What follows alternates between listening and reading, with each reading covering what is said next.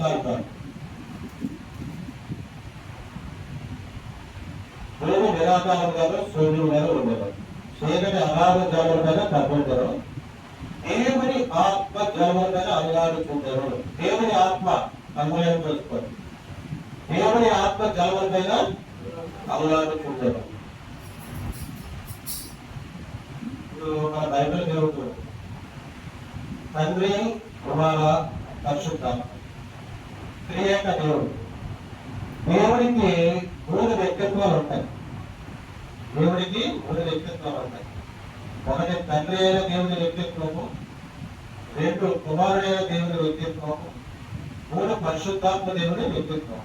3 వ్యక్తిత్వాలు కలిగిన దేవుడు. వీళ్ళు ముగ్గురు 3 రకాలుగా పనిచేస్తారు, కానీ ఒక్కటై ఉంటారు. 3 రకాలుగా పనిచేస్తారు. ఇప్పుడు తండ్రి అయిన దేవుడి పేరు యెహోవా. ఆయన ఆకాశంలో పరలోకంలో ఉంటాయి. అత్యున్నతమైనటువంటి ఆ సింహాసనం మీద ఆశ్చర్యమైనటువంటి ఆయన కదల్చబడు. ఆయన కింద కాదు, ఆయన అక్కడే ఉంటాడు.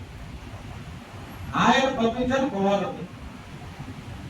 తండ్రి అయిన దేవుడు పంపిస్తే కుమారుడు లోకానికి వచ్చాడు. ఆయన పేరు యేసుప్రభువు. ఈ నెల మళ్ళీ ఒక ఆయన పంపించాడు. ఆయన ఎవరు? పరిశుద్ధాత్మ దేవుడు. ఆయనే ఆదరణకర్త అంటారు, ఆయనే సత్యస్వరూపి అంటారు. ఆయన వచ్చి ఏం చేశాడు? ఎవరైతే పాపాలు ఒప్పుకొని పశ్చాత్తాపడి దేవుడిని దేవుడిని ఒప్పుకుంటారో వాళ్ళ హృదయాలలోకి ఆయన ప్రవేశిస్తాడు అన్నమాట పరిశుద్ధాత్మ దేవుడు. ఇక పరిశుద్ధాత్మ దేవుడి కార్యాలని చెప్పేసి ఒక అంశం గురించి మనం ఈరోజు మాట్లాడుతున్నాం. తండ్రి అయిన దేవుడు, కుమారుడైన దేవుడు, పరిశుద్ధాత్మ దేవుడు.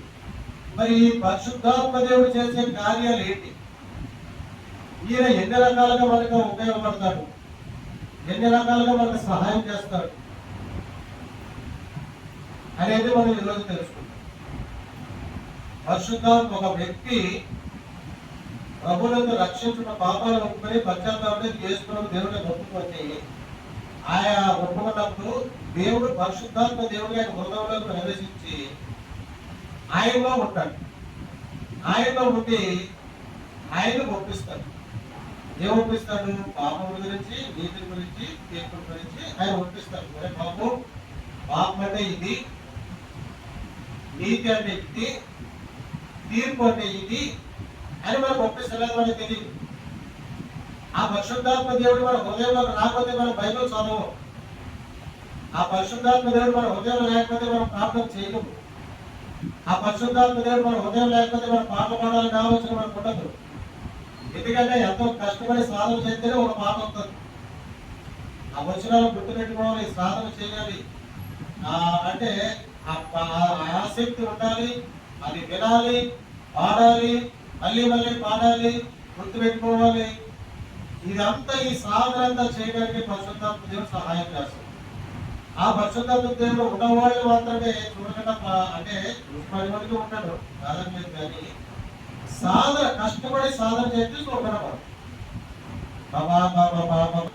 ఈ పరిశుద్ధాత్మ దేవుడు సహాయం చేస్తాడు మనకు అన్నమాట. అదే పరిశుద్ధాత్మ కార్యాలు ఇప్పుడు ఆత్మదేవుడు మొట్టమొదటి నుంచి కూడా ఇప్పుడు మనకి బైబిల్ గ్రంథంలో యాజకులు ఉన్నారు, తర్వాత న్యాయాధిపతులు ఉన్నారు, రాజులు ఉన్నారు, ఆ తర్వాత ఇంకెవరు ఉన్నారు? ప్రవక్తలు ఉన్నారు, ఆ తర్వాత ప్రజలు ఉన్నారు. వీళ్ళందరిలోనూ దేవుని ఆత్మ పనిచేసింది. ఆత్మ ఆ రోజు నుంచి ఈ రోజు వరకు పనిచేస్తూనే ఉంది. అబ్రహాములో దేవుని ఆత్మ పనిచేసింది కాబట్టి ఆయన బలిపీఠాలు కట్టి, ఎక్కడికి వెళ్తారో బలిపీఠం కట్టి ప్రార్థన చేశాడు. దేవుడు చెప్పినట్టు వెళ్ళాడు, దేవుడికి లోబడ్డాడు, విధేయత కలిగి ఉన్నాడు కాబట్టి దీవించబడ్డాడు. ఈరోజు ఆయన సంతానం దీవించబడి, అబ్రహాము అప్పుడు విశ్వాసం వచ్చి దేవుడికి లోబడి విధేయత కలిగి దేవుని భయభక్తులు కలిగి దేవుడు చెప్పినట్టు విని మరి బలిపీఠాలు కట్టి ప్రార్థన చేసినందుకు అబ్రహాము దీవించబడ్డమే కాకుండా అబ్రహాము కుమారుడైన ఇస్సాకును కూడా దేవుడు దీవించాడు. ఇస్సాకు కుమారుడైన యాకోబుని కూడా దీవించాడు. ఏసావును కూడా దీవించాడు. యాకోబుకి 12 మంది గోత్రాలు ఇచ్చి 12 మంది కుమారులు ఇచ్చి 12 గోత్రాలుగా పెట్టి ఆ 12 గోత్రాలు కూడా దీవించాడు. అది అంటే తరతరాలు దీవించే దేవుడు, తరతరాలు దీవించే దేవుడు, యుగయుగాలు దీవించే దేవుడు, తరతరాలకి మన నివాస స్థలంగా ఉన్న దేవుడు, బలపరిచే దేవుడు. అంటే రోజు రోజుకి బలపరుస్తాడు అన్నమాట, రోజు రోజుకి బలపరుస్తాడు. ఆయన ఏమంటాడంటే నన్ను బలపరచుకోవాలి ఎందు నేను సమస్తము చేస్తాను అంటాడు. నన్ను బలపరచుకోవాలి ఎందు నేను సమస్తము చేస్తానంటే ఆయన బలపరచాలి. ఎలా బలపరచాలి ఆయన్ని? ఆయన బలపరచాలి. ముందుగా మనం దేవుడిని బలపరచాలి. దేవుడిని బలపరచాలి. అప్పుడు ఆయన ఎవరైతే ఆయన బలపరుస్తారో, ఎవరైతే ఆయన భయపరుస్తారో, ఎవరైతే ఆయన భయభక్తులు ఉంటారో వాళ్ళ ఎందుకు సమస్తము చేస్తాడు అంటాడు దేవుని స్తోత్రాలు. అంటే బలపరచాలంటే ఎలా బలపరచాలి? మరి ఆయన్ని నీ బలం ఇచ్చి దేవుడి పని చేస్తే ఆయన బలపరచాలి. నీ సమయం ఇచ్చి ఆయన బలపరచాలి. నీ దగ్గర డబ్బులు ఇచ్చి ఆయన బలపరచాలి. సామెతల గ్రంథంలో ఒక మాట రాయబడింది. ఇలా రాయబడింది, ఆస్తిలో భాగం ఇచ్చి దేవుడిని గర్భపరచాలని రాయబడింది. సామెతల గ్రంథం ఆస్తిలో వాటా ఇచ్చి దేవుడిని గర్భపరచాలని రాయబడింది. ఒకటే లెక్క, దేవుడికి 100 రూపాయలు ఇస్తే 1000 రూపాయలు ఇస్తాం. 1000 రూపాయలు ఇస్తే 10,000 ఇస్తాం. 10,000 ఇస్తే 1,00,000 ఇస్తాం. 1,00,000 ఇస్తే 10 లక్షలు ఇస్తాం. 10 లక్షలు ఇస్తే 1,00,000 రూపాయలు ఇస్తాం. ఇక్కడ ఈ వడ్డీ ఎవరు అవసరం లేదు. ఇక్కడ వాళ్ళు ఏం చేస్తారంటే డబ్బులు అడిగి 3 రూపాయలు ఉంటే చెప్తారు, లేదా 4 రూపాయలు ఉంటే చెప్తారు. కొంతమంది 5 రూపాయలంట, కొంతమంది 10 రూపాయలంట. వడ్డీకి ఇవ్వాల్సిన అవసరం లేదు. ఈ కష్టాతీతంలో పట్టుకొచ్చి కొంత భాగం దేవుడికి ఇచ్చినట్లయితే అది నీకు రెట్టింపు అయిపోతుంది. దేవుడి కార్యాలు గట్టే కలపడం దేవుడు లేకపోవడం. ఇప్పుడు అలా ఇచ్చుకుంటూ వచ్చాం కాబట్టి ఈరోజు దేవుడు బలపరిచేటం దేవుడి స్తోత్రాలు కూడా. ఇప్పుడు రాకడ సమీపంలో ఉంటుంది.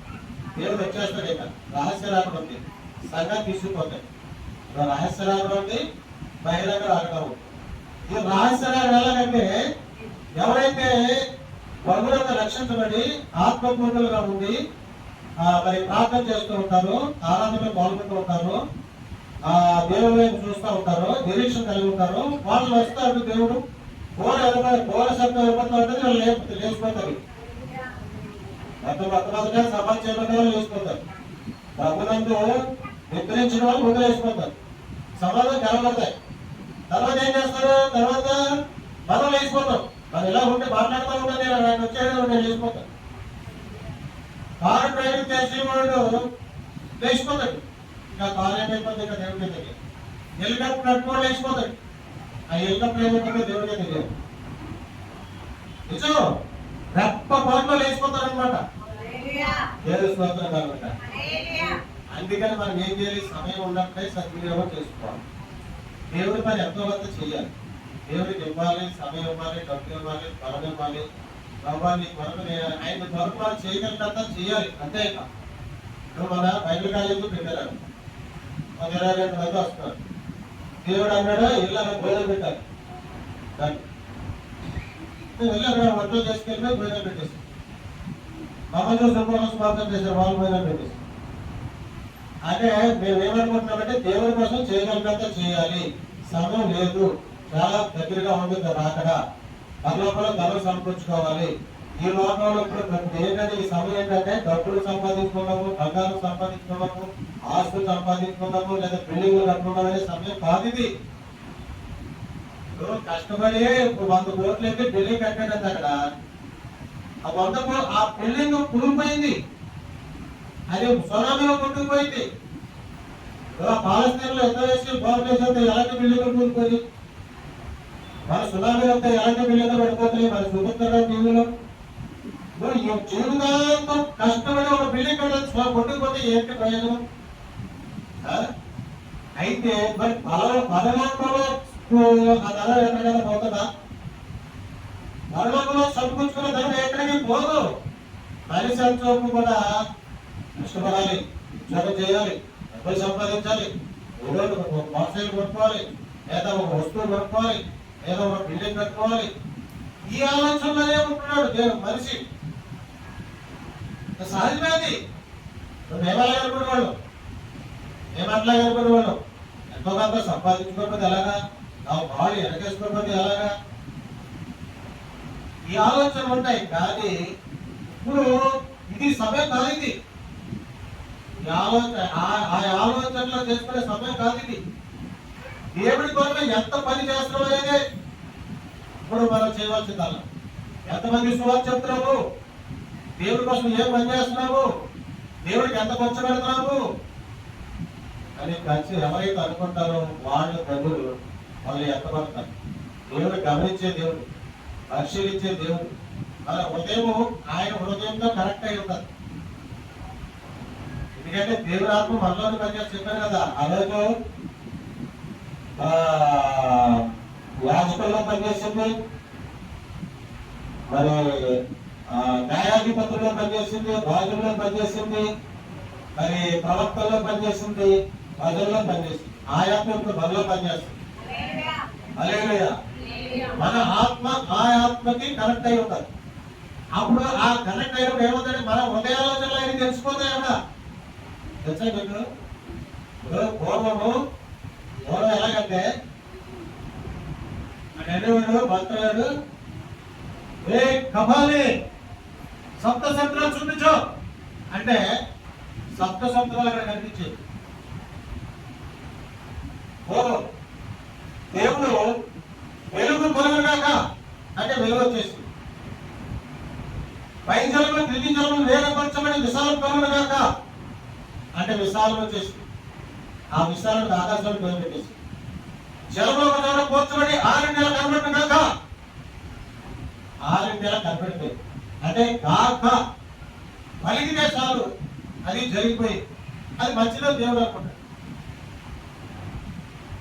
అలాగే ఇప్పుడు కూడా ఆ రోజులు వచ్చేస్తున్నాయి. ఇప్పుడు చూడండి, మనకి ఏదైనా అవసరం అయితే నెట్లో కూడా వచ్చేస్తుందా, గూగుల్ కూడా వచ్చేస్తుందా, యూట్యూబ్ లో చెప్తే వచ్చేస్తుందా. అదే మనకు ఇప్పుడు భక్తులు, అదే మనకు రాజధాని ఏంటంటే మనకి అదే యూట్యూబ్ నెట్. అందులో కొట్టేసి ఇప్పుడు సపోజ్ ఇక్కడ రేపు రాత్రి ఈ శివుడు నెట్ వస్తుంది, ఈ శివుడు డాక్టర్ దగ్గరికి వెళ్ళాలని చెప్పి మరి ఎక్కడికి వెళ్ళాలి, ఎక్కడ ఉంటాయి అని చెప్పేటప్పుడు వెంట హాస్పిటల్ వేరీస్ వెంట హాస్పిటల్స్ హైదరాబాద్ అన్నాడు. వేరీస్ వెంట హాస్పిటల్స్ హైదరాబాద్ అన్నాడు. అంటే ఇదిగో అక్కడ ఒక హాస్పిటల్ ఉంది, ఒకరిలో ఒక హాస్పిటల్ ఉంది, ఇక్కడ ఒక హాస్పిటల్, మొత్తం అడ్రస్ వచ్చేసి ఇప్పుడు అడ్రస్ కొట్టి వెళ్ళిపోతా. నేను మళ్ళీ అంటాను, నేను వేరీస్ గవర్నమెంట్ హెల్త్ హాస్పిటల్ అయితే హైదరాబాద్ అనుకుంటాను. అప్పుడు పోటీలో ఉందా చూపించింది, పోటీలో ఉంది కదా హెల్త్ హాస్పిటల్, పోటీలో అది గవర్నమెంట్ హాస్పిటల్, చాలా బాగా చూస్తాను. డబ్బుతో కూడా అందుకని చేయించుకుంటాను. ఎందుకంటే ప్రైవేట్ హాస్పిటల్ నమ్మలేదు. ఎందుకంటే ఈ చెవి, ఈ ముక్కు, ఈ కన్ను చాలా సున్నితమైన అవయవం. సుమా ఈ కన్ను, ఈ ముక్కు ప్రాబ్లం వచ్చినా, చెవి ప్రాబ్లం వచ్చినా, మీరు కన్ను ప్రాబ్లం వచ్చినా మంచి డాక్టర్ దగ్గరికి వెళ్ళాలి, ఎవరి దగ్గరికి వెళ్ళకూడదు. అదేగా ఆ సీనియర్ డాక్టర్ మంచోడా కాదా, కరెక్ట్ గా చేస్తాడా లేదా అన్ని చూసుకుని వెళ్ళాలి. ఎందుకంటే ఈ చెవి చాలా సున్నితమైంది, ముక్కున్నటువంటిది. కేవలం తేడా వచ్చినా అంతే, ఇంకా చేయలేకపోవడం. అలాగే ముక్కు తేడా వచ్చిందంటే ప్రాణానికే ప్రమాదం. అందుకనే స్పెషలిస్టులు పెడతారు, ముక్కు స్పెషలిస్టు, దగ్గు స్పెషలిస్టు, చెవు స్పెషలిస్ట్. అందుకే డాక్టర్ల దగ్గర కూడా గవర్నమెంట్ దాని దగ్గరికి వెళ్ళకూడదు.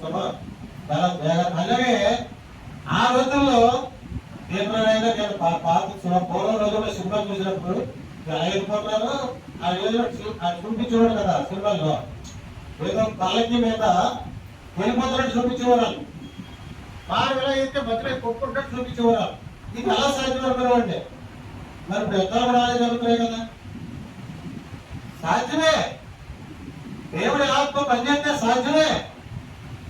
దేవుని స్తోత్రం. ఇజ్రాయెల్ కంట్రీ అతి చిన్న దేశం, అది ప్రపంచంలో బలమైన దేశం అయిపోయింది, అది టెక్నాలజీ కలిగిన దేశం అయిపోయింది. అది వాళ్ళ రోడ్డు పెట్టారు. ఎవరైనా యుద్ధం చేస్తే రోడ్డు వీడు మిసైల్ పంపితే అది నిర్వీర్యం చేస్తారు ఆ డ్రోన్. మరి అది ఎలా కనిపెట్టగలిగారంటే అది దేవుడి ఇచ్చిన జ్ఞానం, దేవుడు పనిచేస్తుంది అక్కడ. వాళ్ళు భారతదేశం ముందు కూడా పనిచేయరు, అమెరికా ముందు పనిచేయరు, రష్యా ముందు పనిచేయరు, అంత చిన్న దేశం. అంత చిన్న దేశమైన ఇజ్రాయెల్ దేశం ఉంటూ భారతదేశము ఎదుర్కోలేదు, రష్యా ఎదుర్కోలేదు, అమెరికా అవసరమైతే అమెరికా కూడా ఎదుర్కోలేదు. కాబట్టి టెక్నాలజీ కలిగినటువంటి దేశం. అందుకనే దేవుని ఆత్మ పనిచేయాలి.